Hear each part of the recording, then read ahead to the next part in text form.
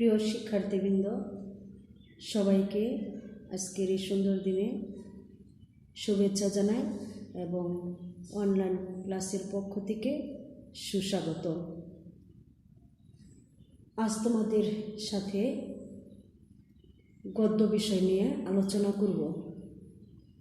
আশা করি তোমাদের সামনে বই রয়েছে, সবাই বাংলা বই, পেন্সিল এবং খাতা নিয়ে সবাই প্রস্তুত থাকো। বসো, সবার সামনে বই থাকবে।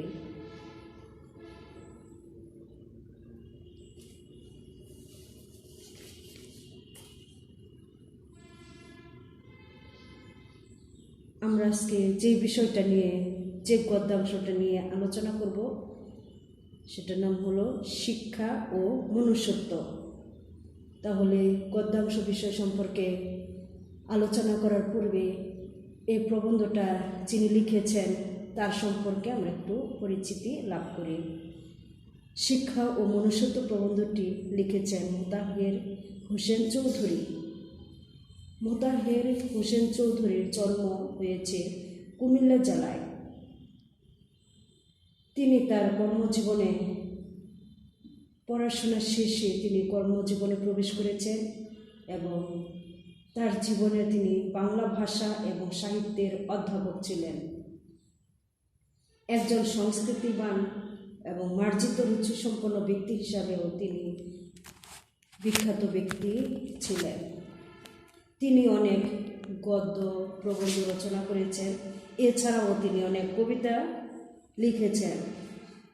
তার অনেক গ্রন্থের মধ্যে, প্রবন্ধের মধ্যে উল্লেখযোগ্য যে গ্রন্থটা রয়েছে সেটা হলো প্রবন্ধ গ্রন্থ সংস্কৃতি কথা।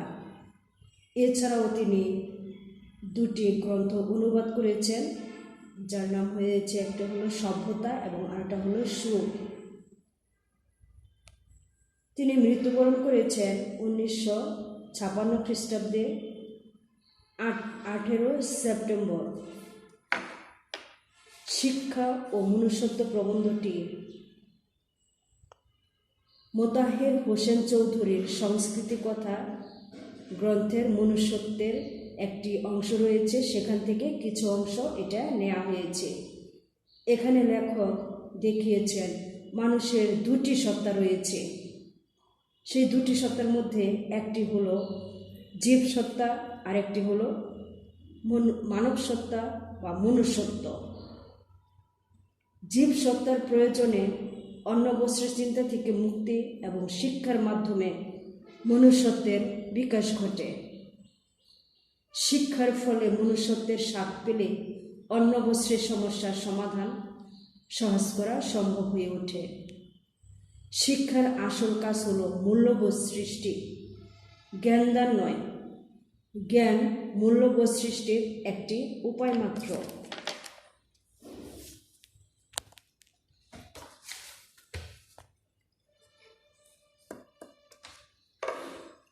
আমরা জন্ম সম্পর্কে আমি ইতিমধ্যে বলেছি এবং এখানেও লেখা আছে, তোমরা দেখো। তাহলে 1903 খ্রিস্টাব্দে তিনি কুমিল্লা জেলায় জন্মগ্রহণ করেছেন। তিনি তার জীবনে বাংলা ভাষা এবং সাহিত্যের বিষয়ে তিনি অধ্যাপক ছিলেন। সংস্কৃতিবান এবং মার্জিত রুচিসম্পন্ন ব্যক্তি হিসাবে তিনি খ্যাতিমান ছিলেন। তিনি অনেক গদ্য প্রবন্ধ রচনা করেছেন, এছাড়াও তিনি কবিতাও লিখেছেন। তার উল্লেখযোগ্য গ্রন্থটা হলো সংস্কৃতি কথা, অনুবাদ গ্রন্থ সভ্যতা ও সুখ, এবং তিনি মৃত্যুবরণ করেছেন 1956 খ্রিস্টাব্দে 18 সেপ্টেম্বর। শব্দার্থ দেখে এখানে আমরা পাবো তিমির। তিমির হলো অন্ধকার। ফতুর হলো নিঃস্ব, অর্থাৎ সব কিছু যখন সহায় সম্বল শেষ হয়ে যায়। লেফা বা দুরস্তি, বাইরের দিক থেকে ত্রুটিহীনতা কিন্তু ভিতরে তার প্রতারণা বা চালাকি। এখানে আমরা যে দুইটা জিনিস দেখব, জীব সত্তা আর মানব সত্তা। জীব সত্তা হলো জীবের অস্তিত্ব। জীবের অস্তিত্ব টিকে থাকতে হলে অন্ন বস্ত্রের প্রয়োজন হয়। মানব সত্তা মানুষের অস্তিত্ব। মানুষের অস্তিত্বের জন্যও অন্ন বস্ত্রের প্রয়োজন, কিন্তু সেটা থেকে মুক্তি থাকতে হবে। বেরি বেরি হলো শিকল বা শৃঙ্খল। তাহলে আমরা ইতিমধ্যে শুনেছি মানুষের কয়টি সত্তা? দুইটি সত্তা। একটা হয়েছে জীবসত্তা আর অপরটি হয়েছে মানব সত্তা বা মনুষ্যত্ব। আমরা এখানে দেখতে পাবো যে আমরা শিক্ষা লাভ করব। শিক্ষা শুধু আমরা জ্ঞান লাভ করার জন্য আমরা শিক্ষা লাভ করব না, শিক্ষার সাথে সাথে সেই জ্ঞানটা আমার যেন নৈতিক মূল্যবোধে আমি গঠিত হতে পারি, বা প্রত্যেক ব্যক্তির মধ্যে সেই নৈতিক মূল্যবোধ সৃষ্টি করতে হবে। তাহলে তার মধ্যে মনুষ্যত্ব বোধ আসবে।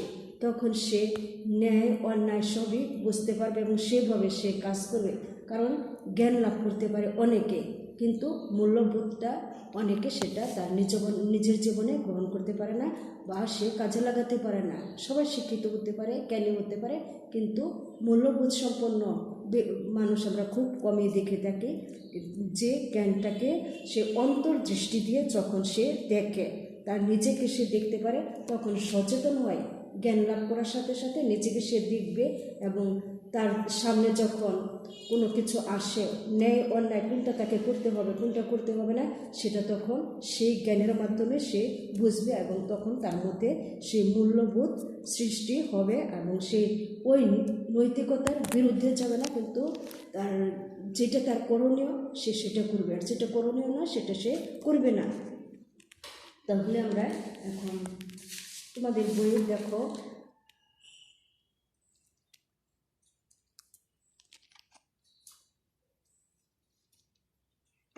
সবাই বই বের করো এবং পেন্সিল নাও। 87 পৃষ্ঠা আমি যেখানে যেটা বলবো সেটা আন্ডারলাইন করে রাখবে। মানুষের জীবনকে লেখক এখানে দেখিয়েছেন একটি দোতলা ঘরের সঙ্গে তুলনা করা হয়েছে। তাহলে একটা হলো জীবসত্তা, আর সেই ঘরের উপরের তলাটাকে নিচের তলাটাকে বলা হয়েছে জীবসত্তা, আর উপরের ঘরটাকে বলা হয়েছে মানব সত্তা বা মনুষ্যত্ব। এখন এই জীবসত্তার ঘর থেকে মানব সত্তার ঘরে তো উঠতে হবে, আর ওঠার জন্য এক মই প্রয়োজন, আর সেটা হয়েছে আমাদের শিক্ষার মাধ্যমে আমরা জ্ঞান অর্জন করব এবং আমরা সেই মনুষ্যত্ব বোধ, এবং তখন আমরা মনুষ্যত্ব মূল্যবোধে আমরা গঠিত হতে পারব এবং সেই জ্ঞানের সাথে আমাদের মনুষ্যত্ব সৃষ্টি হবে। আর যদি সেটা না হয় তাহলে আমাদের মধ্যে সেই জীবসত্তার মধ্যেই আমরা পড়ে থাকব। তোমাদের হাতে যে পেন্সিল রয়েছে সেখানে আন্ডারলাইন করো। তাহলে জীবসত্তার ঘর থেকে মানব সত্তার ঘরে ওঠার মই হচ্ছে শিক্ষা। তাহলে আমরা এখানে দেখতে পারি, কিন্তু তার আসল কাজ হচ্ছে মানুষকে মনুষ্যত্ব লোকের সঙ্গে পরিচয় করা দেওয়া। তার হলো এখানে শিক্ষার মাধ্যমে সে বুঝতে পারে যে তাকে মনুষ্যত্ব বোধ অর্জন করতে হবে এবং তার অন্তর্দৃষ্টি দিয়ে সে দেখতে হবে এবং সচেতন হবে। সে যে একটা কিছু করছে, ভুলভ্রান্তি করছে বা অন্যায় করছে, তখন সে মনুষ্যত্ব বোধ থাকলে সে সচেতন হবে যে আমাকে এটা করতে হবে না বা এটা করতে হবে। অন্য কথায় শিক্ষার যেমন প্রয়োজনের দিক আছে, তেমনি অপ্রয়োজনীয় দিক রয়েছে, আর অপ্রয়োজনীয় দিকই হলো তার শ্রেষ্ঠ দিক। তাহলে এখানে তোমাদের প্রশ্ন থাকতে পারে, বহু নির্বাচনী প্রশ্ন থাকতে পারে যে শিক্ষার শ্রেষ্ঠ দিক কোনটি, যেন তোমরা তখন সেখানে সঠিক উত্তর করতে পারো। তাহলে হবে অপ্রয়োজনীয় দিকই তার শ্রেষ্ঠ দিক।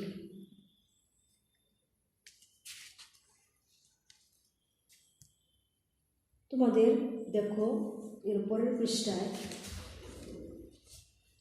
88 পৃষ্ঠায়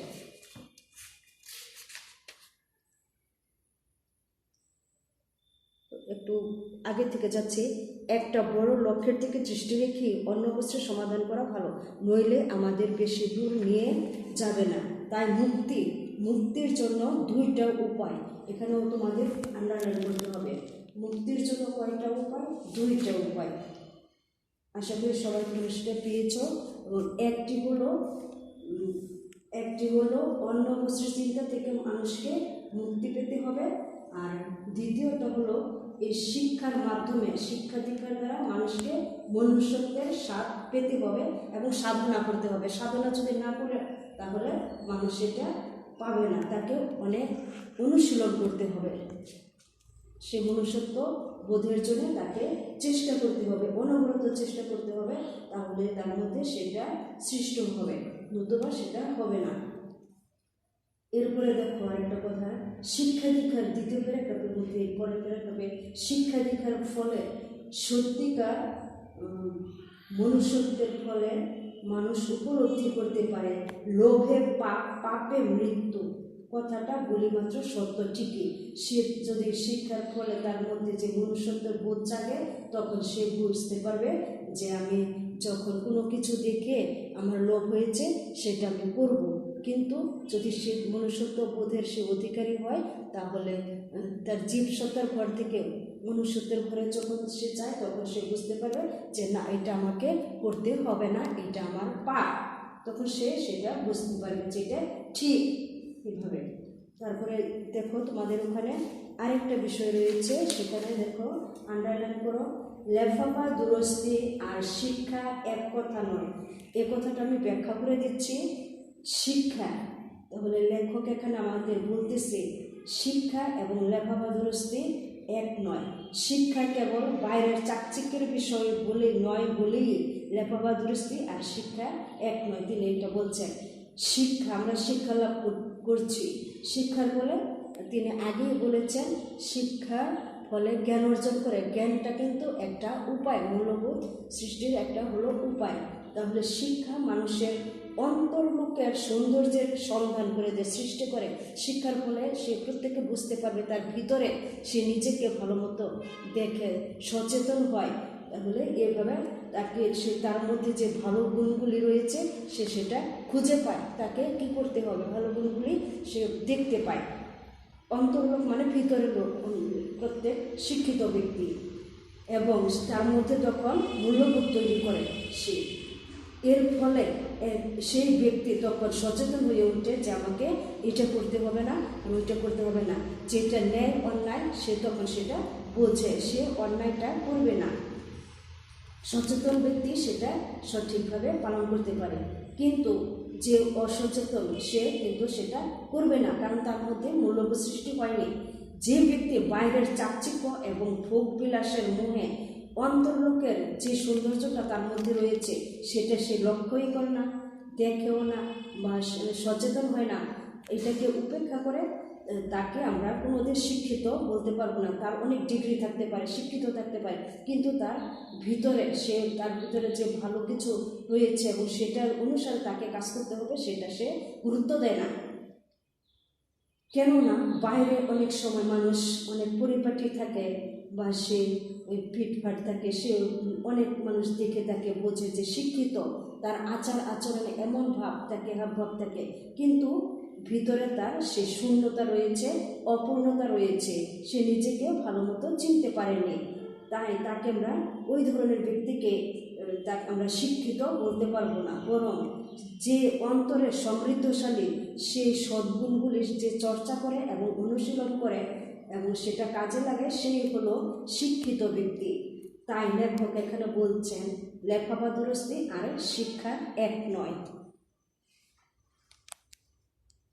এখানে আমরা শব্দার্থগুলো দেখেছি, তোমাদের অনুশীলনের মধ্যে কয়েকটা দেখতে পাবে।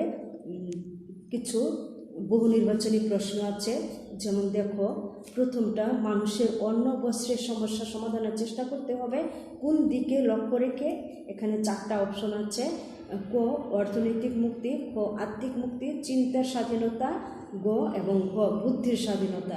তাহলে নিশ্চয় তোমরা সঠিকটা বলতে পারবে আত্মিক মুক্তি। এভাবে তোমাদের বাকি প্রশ্নগুলো তোমরা নিজেদের বইয়ের মধ্যে টিকচিহ্ন দিবে, এবং তোমাদের যে সৃজনশীল প্রশ্নটা রয়েছে এটা তোমাদের নিজেদের খাতায় লিখতে হবে।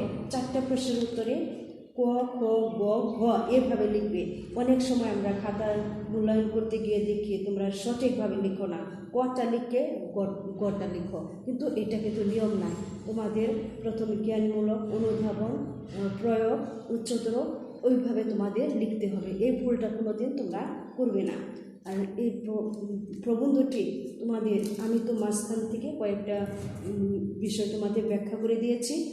বাকিটুকু তোমাদের খুব ভালো মতো পড়তে হবে, যেন যে কোনো প্রশ্ন আসলে তোমরা সঠিক উত্তর করতে পারো। তাহলে আজকের মতো এখানে রাখি, সবাইকে ধন্যবাদ।